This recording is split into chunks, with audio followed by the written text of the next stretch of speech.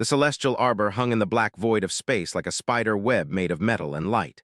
The station was massive, built to hold representatives from 7 different species. Inside the great council chamber, the walls glowed with soft blue light, and the air felt cold and thin. Commander Lisa Hayes stood near the observation window, looking down at the planet below.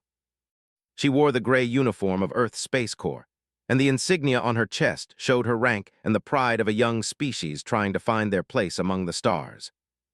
Lisa had been chosen to represent humanity at this gathering because she was smart, brave, and because she could remain calm when everything around her threatened to fall apart. At 43 years old, she had spent most of her life in space, serving her people with honor and determination. Today, she would need all of those qualities. The council chamber doors opened with a sound like wind pushing through a canyon. The ambassadors began entering one by one. First came the tall and thin with skin the color of silver, their eyes dark and knowing. Then came the shorter and stockier with thick gray skin and voices that rumbled like distant thunder. They arrived next, their forms shifting slightly as they moved, never quite staying the same shape. They were the oldest species in this council, and they carried themselves with the weight of that history. Last to enter was Ox, the ambassador of the Empire. Lisa had heard stories about but seeing one in person was different. Ox stood nearly 7 feet tall, his body covered in black armor that seemed to absorb light. His face was sharp and angular with eyes that glowed a deep red. His voice, when he spoke, sounded like metal grinding against stone. He did not greet the others with respect. He did not bow or make any gesture of courtesy. He simply took his seat and waited. The council began discussing the standard matters of trade and border agreements. Hours passed. Lisa spoke when she needed to, always choosing her words with care. She talked about humanity's growth, their new colonies, their desire to explore and expand peacefully. The other ambassadors listened, nodded, and moved on to the next topic. Then Ox stood up. "I wish to raise a matter that affects all of us," he said, his voice cut through the chamber like a blade. "Humanity should be restricted from claiming planets in the Andromeda sector." The silence in the room was complete. Lisa turned to face him. "On what grounds?" she asked. Ox smiled, showing teeth that looked sharp and dangerous. "Your species is soft. You are biological beings from a planet where survival is difficult and accidents happen often. This has made you unpredictable and weak. You lack the mental strength and the physical fortitude to survive in contested regions. You will be crushed if you try to expand into our territories." The other ambassadors did not argue with him. Lisa could see it in their faces. They believed what he was saying, or at least they did not want to challenge him. Fear. That was what she saw, fear of thee and their power. Lisa stood up slowly. "I disagree," she said. "Humanity has proven itself capable. In the last 20 years, we have built colonies on 12 different planets. We have explored regions of space that no other species had mapped. We have lost good people to radiation, to accidents, to the dangers of space itself. But we continued. We did not give up." "Your people crash their ships into planets," Ox said. "Your settlements fail. Your colonies die when the environment proves too harsh. This is not strength. This is desperation. You are like children trying to build a house in a storm. Eventually, the storm will blow your house down." Lisa felt her jaw tighten. She wanted to say something harsh, something that would cut him the way his words cut her, but she forced herself to stay calm. "Humanity may be young in space, but we are not weak. We are adaptable. We are brave. We survive because we do not accept failure. When a colony fails, we build a new one. When we lose people, we continue their work. This is not weakness. This is strength." "Pretty words," Ox said. He sat back down in his chair. "But words do not matter. Strength is measured in weapons and power that will enforce the restriction on your expansion. Any human ship that enters the Andromeda sector will be turned back. Any human settlement will be destroyed." Lisa looked around the council chamber. She saw the look away. The studied their hands. The simply sat still, their shifting forms becoming more frozen and still. No one was going to defend humanity. No one was going to stand against Ox. The council meeting continued, but nothing else mattered. The decision had been made without any real discussion. Humanity would be blocked from expanding into the Andromeda sector.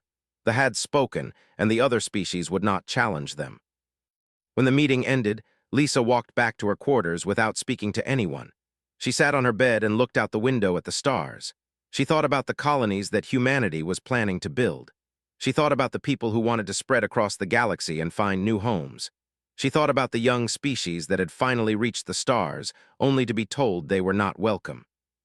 2 weeks after the council meeting, Lisa stood in the command center of station. The station orbited a neutron star that was slowly losing its energy, collapsing inward in a way that was rare and fascinating. Scientists from across the galaxy had come to study it. The station was humanity's way of proving they could contribute to real scientific discovery, not just war and conflict. The command center was a circle of dark panels and glowing screens. Lisa had 40 people on the station, including scientists, engineers, and security personnel. They were peaceful people doing peaceful work. They had no weapons except for a few security tools and personal defense equipment. They were not ready for what was about to happen. The alert came suddenly. A technician named looked up from his console. "Commander, we have multiple ships entering the system. They are not responding to our hails." Lisa moved to the main screen. She watched as the ships came into view. They were ships. 3 of them, sleek and dark, moving with the kind of certainty that came from knowing you had superior firepower. "Identify them," Lisa said. Her voice was calm, but her mind was already working through the situation. "The lead ship is transmitting now," said. His hands moved across the keyboard quickly.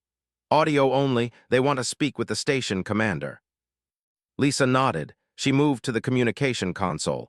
When she activated the channel, a voice came through that she recognized immediately. "Ox." "Commander Hayes," the ambassador said. "I did not expect to see you here. This station is in our territory. You have violated the agreement made at the council.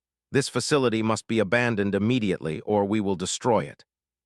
Lisa felt her heart beating harder, but she kept her voice steady. "This is an international research station. It belongs to no one military force. Scientists from many species are here. We are not a threat to you." "You are human," Ox said. "That is threat enough. You have 1 hour to evacuate your people. After that, we will take action." The communication cut off. Lisa turned to, "Can we contact Earth?" "Negative," said. "The communication array was damaged when they fired those warning shots. We have backup systems, but they will take time to activate." Lisa moved to the window. She could see the 3 ships holding position around the station. They were not attacking yet, but the threat was clear. She could evacuate her people, push them into shuttles, and send them away. That would be the safe choice. That would be the logical choice. It would also mean surrender. She thought about what Ox had said at the council. Humanity was soft. They were weak. They would run when challenged because they did not have the strength to stand. Lisa made a decision. She turned back to, "Use the backup communication system. Send a message to our fleet, but use the emergency protocol. They will receive it even if the is listening. Tell them to maintain position, but do not engage unless fired upon. This is important. Do not attack. Just wait." Looked at her with confusion. "Commander, they said they would destroy us." "I know," Lisa said, "but we are not going to run, and we are not going to hide. We are going to face them." Lisa walked to the broadcast system. She entered a direct frequency for Ox. When he came on the line, she spoke with a voice that she knew would be recorded and transmitted across the galaxy. "Ox, I am challenging you to single combat. This is the way, is it not? A test of strength and honor. If you want this station, you will have to fight for it. You will have to fight me." There was a pause. Lisa could imagine Ox thinking this through, trying to understand why she would make such an offer. Then he laughed. The sound came through the speakers and filled the command center. It was not a laugh of amusement. It was the laugh of someone who had been given a gift they could not believe. "You amuse me, human," Ox said. "Yes, I accept. Send your champion. We will show all the galaxy what happens when humans fight my personal guard will face your best warrior. This will be a demonstration of true strength." Lisa closed the channel. She looked around the command center at her people. They were afraid. She could see it in their faces. "We are going to move this to the central atrium," Lisa said. "It is the largest open space on the station. Everyone is to watch from the observation deck above. Do not interfere. Do not try to help. Just watch." Dr. Adrian, the head physicist, moved toward her. "Commander, you cannot do this. You will die." "Maybe," Lisa said, "but we will not run. That matters more." The atrium was prepared. It was a large circular space with reinforced walls and a clear observation deck above. Lisa changed into a simple gray outfit, nothing that would restrict her movement. She entered the atrium and waited. The warrior arrived through the main doors. He was nearly 8 feet tall, much larger than Lisa. His armor was dark and covered with symbols that probably meant something in culture. In his hands, he carried an energy blade that glowed with blue light. The blade hummed with power, and Lisa could see heat waves coming from it. Moved with the grace of a creature that had spent its entire life training for combat. His muscles were huge and efficient. His armor protected him while allowing perfect freedom of movement. The energy blade in his hands had killed dozens of opponents. It had cut through steel and destroyed advanced defensive systems, had never met an opponent he could not defeat. He lunged forward, his footsteps making the atrium floor vibrate. The energy blade moved toward Lisa's chest, aimed at her heart. It was a killing strike, delivered with complete confidence. The blade hummed with lethal power. Where it passed, the air itself seemed to burn. Lisa did not dodge. Instead, she raised her right arm. She twisted her body slightly, moving her shoulder forward to meet the attack head-on. She had trained her entire life, first on Earth where gravity was stronger than most habitable planets, then in space where she had learned to move and fight in conditions that would kill ordinary humans. But more than her training, Lisa had something else. She had the physical strength of a human from a world where survival meant becoming stronger, faster, and tougher than the creatures that tried to kill you. The energy blade hit her arm. It stopped completely. The blade did not cut through her flesh. It did not burn through her skin. Instead, it bent like soft metal striking an immovable stone. The light from the blade flickered and dimmed. The humming sound changed to a high-pitched whine of stress and strain. For a moment, there was absolute silence in the atrium. Tried to pull his blade back, but Lisa held firm. Her arm had stopped the weapon cold, absorbing the full force of his attack without breaking. The warrior's eyes, which had been glowing with confidence moments before, now showed something different. Fear, confusion, disbelief. Lisa moved her arm backward with a sharp, controlled motion. Tried to hold onto his weapon, but her strength was too much. His grip failed. The energy blade flew from his hands and skittered across the floor of the atrium, its light fading as it crashed against the far wall.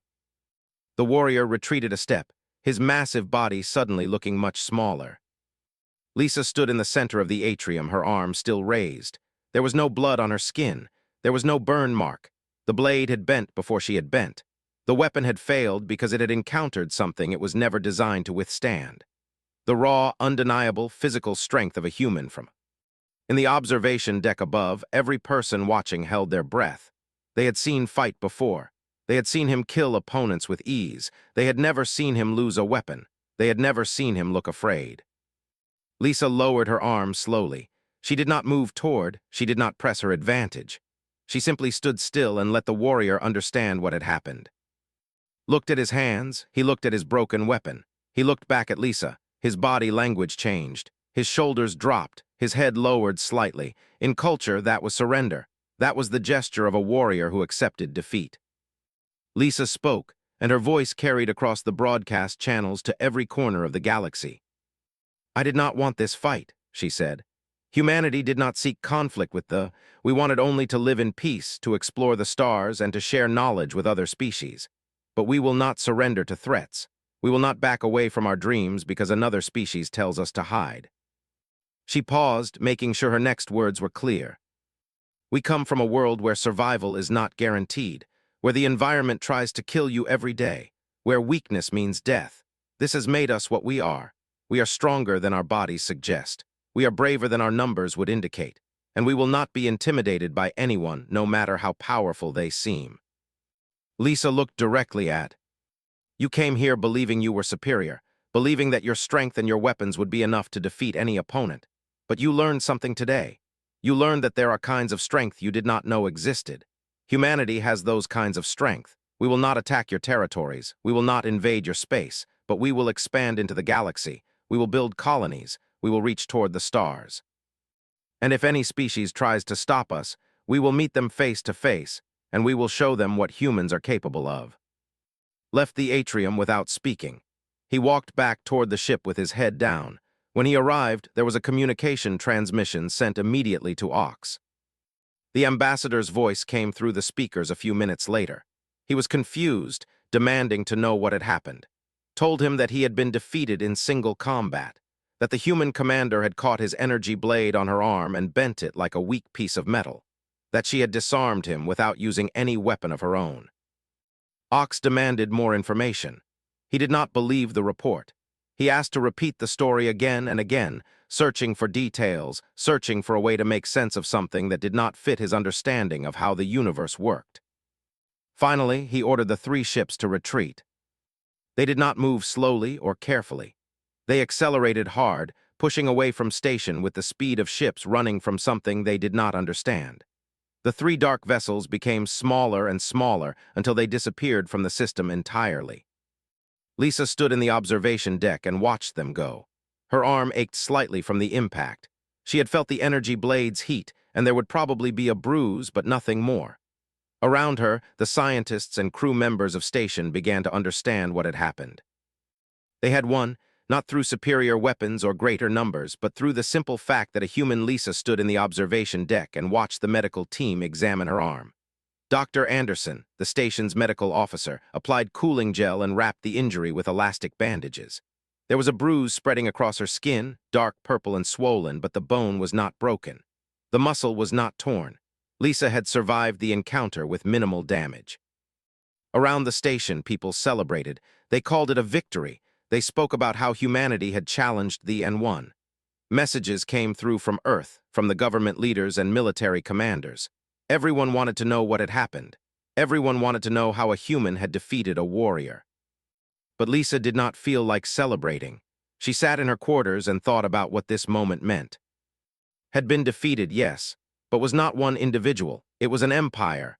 Ox would not simply accept this loss and move on. He would report the incident to the government. The empire would reassess humanity, and that reassessment could go 2 directions. They might decide that humans were dangerous and needed to be destroyed before they grew any stronger. Or they might decide that humans were interesting and worth studying. Or they might decide something in between. Lisa called a meeting with her senior staff. Adrian, Brooks, and Anderson sat with her in a small conference room inside the station. The walls were gray metal, and the air smelled faintly of recycled oxygen and cleaning chemicals.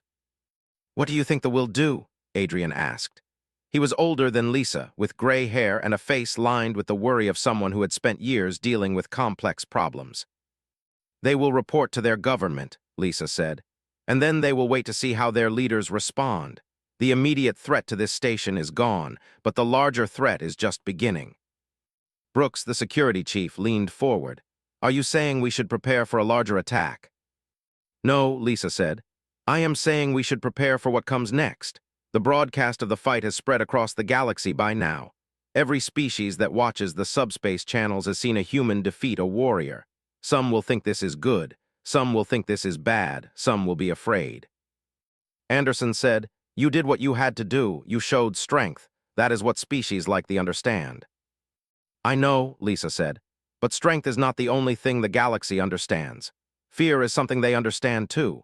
When species see that humans can match or exceed the physical power of creatures they thought were superior, they will be afraid. Fear makes beings do strange things." Over the next few weeks, the reports came in. They issued a statement saying they would maintain neutral relations with humanity, but they moved some of their trade routes away from human space. They said they hoped for peaceful cooperation and increased cultural exchanges, but they also began fortifying their border regions. They said nothing, which was how they communicated disapproval. But there was one message that surprised everyone. Ox sent a personal communication to Lisa, not through the council, but directly from the ambassador to the human commander. In his message, he acknowledged that had been defeated in honorable combat. He stated that this demonstrated capabilities that they had not suspected humans possessed.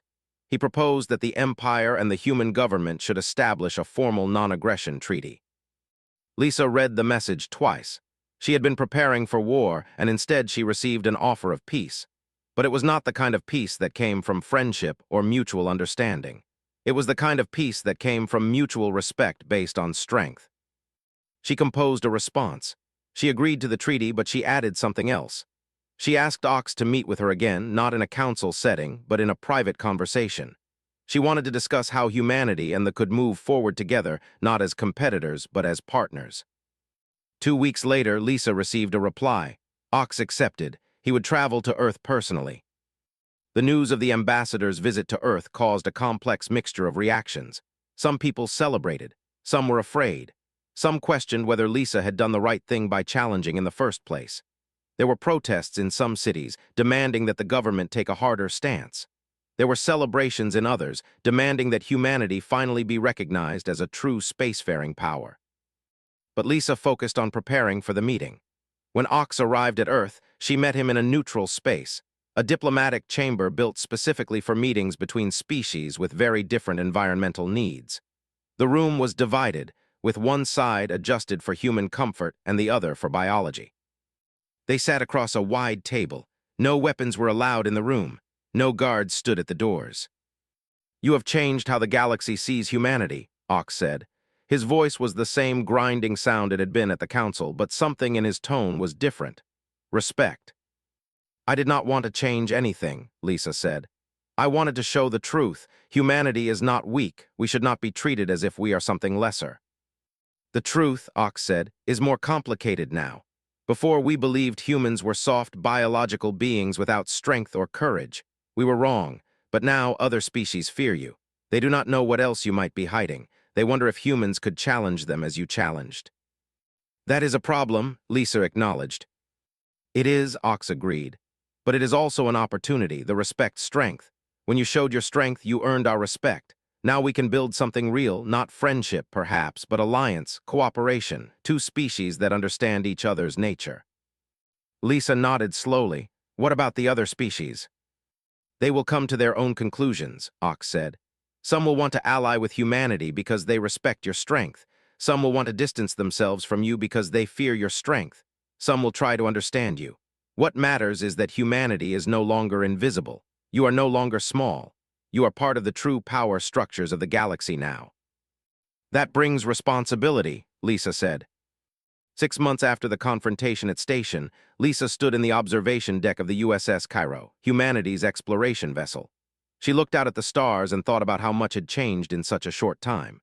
The ship was traveling toward a new sector of space, one that humanity had never explored before. Behind them, 4 other human ships followed, carrying scientists, colonists, and exploration teams. The events at station had spread across the galaxy like fire burning through dry grass. Every species had seen the broadcast. Every government had received the news. The message was simple and clear. Humans were not weak. Humans could stand against creatures that were larger and stronger and equipped with superior technology. Humanity had arrived as a true power in galactic politics. But with that arrival came complications. The relationship between humanity and the had into a formal alliance. Trade routes between human space and space were expanding. There were discussions about establishing joint research facilities and shared military bases. The had even offered to provide some of their technology to humanity, in exchange for human genetic research that might improve physical capabilities. However, not all species had responded the same way. They had withdrawn most of their contact with humanity. They were afraid. Lisa understood now. They had been comfortable when humanity was weak and needed to beg for trade agreements and scientific cooperation. Now that humanity had shown strength, they did not know how to interact with them. They were not interested in conflict, but they were not interested in partnership either. They had taken a different approach. They had increased their military presence near human space, not in a threatening way, but in a way that showed they were watching, waiting to see what humanity would do next. They had also sent several diplomatic missions, each one trying to understand what kind of species humanity truly was. They had done nothing and said nothing, which, according to human intelligence services, meant they were very interested in humanity and were carefully planning their response. The Council of Unified Worlds had been thrown into chaos. The established order had depended on a few powerful species maintaining control. Now that humanity had shown it could challenge that order, everything was uncertain. New alliances were forming. Old alliances were breaking apart. There were whispers of smaller species discussing whether they should band together to balance human power or whether they should seek protection from humanity and the other major powers. Lisa thought about all of this as she watched the stars pass. The captain of the USS Cairo, a woman named Morgan, approached her at the observation window. "Commander, we are receiving a transmission from Earth," said. "The government wants to speak with you immediately." Lisa nodded and followed to the communication center.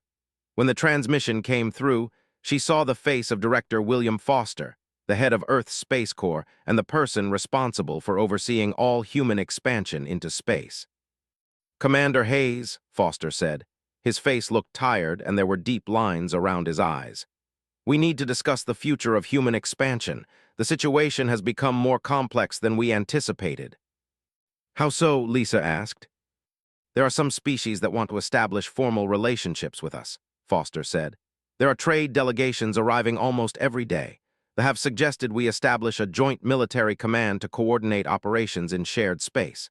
But there are also species that are clearly afraid of us, and their fear is making them unpredictable. We need guidance. We need someone who understands what happened at Station and what it means for humanity's future." Lisa listened as Foster explained the situation. Humanity had more opportunities now than they had ever had before, but they also had more dangers. The other species were watching humanity closely, trying to figure out what kind of neighbors they would be. Would humans use their strength to dominate, or would they use it responsibly? "I need you to come back to Earth," Foster said. "We need to establish official policies about how humanity will interact with the other species. We need to make decisions about military expansion, about peaceful coexistence, about where our boundaries are, and where we are willing to compromise." Lisa agreed. She knew that Station was only the beginning. The real challenge was going to be what humanity did next. It was easy to show strength. It was much harder to use that strength wisely. When Lisa returned to Earth, she found a world that had transformed in her absence. The scientific community was celebrating humanity's proven physical capabilities and discussing how these abilities could be applied to space exploration and colony building. The military was developing new strategies based on the revelation that humans could match strength in direct combat. The government was struggling with how to present humanity to the galaxy without appearing aggressive or threatening. Lisa met with the highest levels of Earth's government. She explained what she understood about the situation. She told them that the other species did not fear human military power as much as they feared human intentions. They did not know if humanity would use this newfound strength to dominate or to cooperate. She made a recommendation. Humanity should be honest about their capabilities, but they should also be clear about their values. They should expand into space with the goal of building lasting civilizations, not of dominating other species. They should form partnerships with species they could trust, They should maintain peaceful relations with species that were uncertain about them, demonstrating through action rather than words that humanity could be trusted. The government accepted these recommendations. New policies were established. Humanity's approach to space exploration was refined to emphasize scientific discovery and peaceful colonization. Military expansion was planned carefully, not as a tool for conquest, but as protection for human territories. Over the following months and years, humanity's expansion into space accelerated. New colonies were established on planets that had previously been left untouched. Trade routes expanded. Scientific cooperation increased. Humans and members of other species worked together on research projects, on exploration missions, on the building of new stations and colonies. The galaxy did not become a utopia. There were still conflicts. There were still misunderstandings. Some species continued to be suspicious of human motives. Some humans wanted to expand more aggressively than the government allowed. There were disputes over resources and territory. But humanity had found a place. They had earned that place not through politics or clever negotiation, but through the simple act of standing firm when they were challenged. Lisa had shown the galaxy what humans were capable of, and that knowledge had changed everything. Lisa continued her work with the Space Corps, eventually rising to become the head of exploration operations. She never forgot the moment when she caught the energy blade on her arm, when the blade bent because it could not withstand the strength of a human from a. That moment had defined not just her career, but the future of her entire species. Years later, when Lisa retired from active service, she would sometimes stand on observation decks like she had done so many times before and watch the stars. She would think about how far humanity had come in such a short time.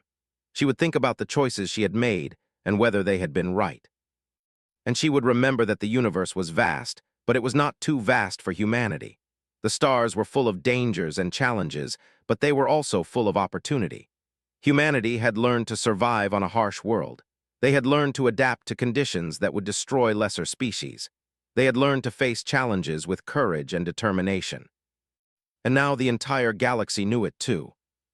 Humanity had finally found its place among the stars, not as supplicants begging for acceptance, not as conquerors seeking to dominate, but as equals, standing beside other great species, earning respect through strength and wisdom, building a future that was uncertain and dangerous and full of possibility.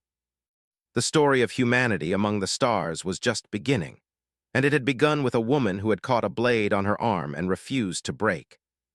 Yes, Ox agreed, but it also brings possibility. They talked for hours. They discussed trade agreements, shared scientific research, and mutual defense arrangements. By the time they finished, the outline of a real partnership had begun to form. It was not perfect. It was not built on friendship or shared culture. But it was built on mutual recognition, and that was sometimes enough. When Ox left Earth, he left with a signed treaty and an understanding that humanity would continue to expand into the galaxy. They would not stand in humanity's way. More than that, they would help ensure that other species respected human expansion. Man had proven to be stronger than a warrior. The news would spread across the galaxy faster than any ship could travel. Every species would receive the broadcast. Every government would see the moment when humanity showed its true face. Lisa did not know if this was the beginning of something good or the beginning of something dangerous. She did not know if humanity would be respected now or feared. She did not know what the other species would think when they learned that humans possessed physical capabilities they had not suspected. But she knew one thing with absolute certainty. Everything had changed. The world was different now, and humanity would never be seen the same way again. She had no weapon. They stood on opposite sides of the atrium. Above them, humans and other species watched from the observation deck. Across the galaxy, the broadcast was being transmitted through subspace channels. What happened in the next few minutes would be seen by billions of people. Raised his blade and attacked. That night, Lisa made a decision. She would not accept Ox's words. She would not let them dictate where humanity could go. But words and arguments would not change anything. The only thing that would matter to species like the was strength. They respected power and they despised weakness. Humanity needed to show them that they were not weak. Lisa did not know how she would do it yet, but she knew that something had to change, and she knew that she would be the one to make it happen. She sat in the dark of her quarters, watching the stars wheel slowly across the black sky, and she waited for the moment when everything would become clear.